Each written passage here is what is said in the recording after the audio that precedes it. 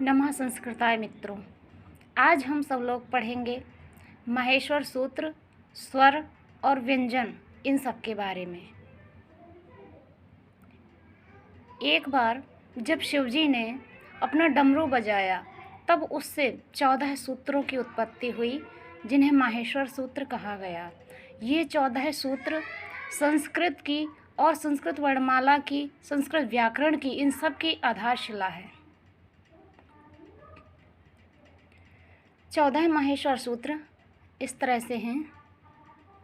पहला है अयोण, दूसरा है ऋलृक, तीसरा है एओंग, चौथा है अयोच, पांचवा है हैवरट, छठवां है लर्ण, सातवां है यमंगणम, आठवां है झभई, नौवां है घढ़धश, 10वां है जब गढ़दश, 11वां है खप छट थच टतव, 12वां है कपय, 13वां है शशर, 14वां है हल।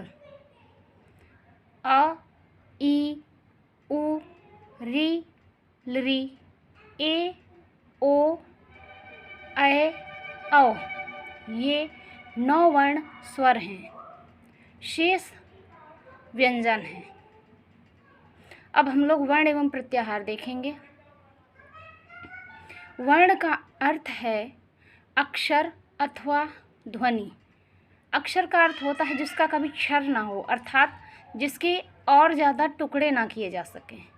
मुख से निकली हुई वह छोटी से छोटी ध्वनि वर्ण है जिसके टुकड़े नहीं किए जा सकते या जिसका विभाग नहीं किया जा सकता, जैसे अ, ई, उ इत्यादि।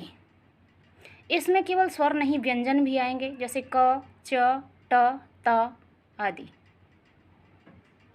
स्वर जिन वर्णों के उच्चारण में किसी अन्य की सहायता ना लेनी पड़े उसे स्वर वर्ण कहते हैं। स्वर वर्ण 3 प्रकार के होते हैं, ह्रस्व, दीर्घ और प्लुत। पहला ह्रस्व स्वर, जिस स्वर के उच्चारण में एक मात्रा का समय लगे उसे ह्रस्व स्वर कहते हैं। ये 5 हैं: अ, ई, उ, री, लृ।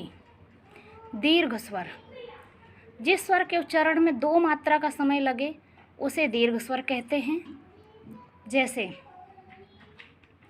आ, ई, उ, री, ए, ऐ, ओ, औ।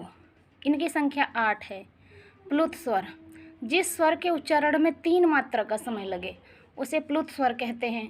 प्लुत स्वर के बाद 3 का अंक बना होता है, जैसे ओम स्वर।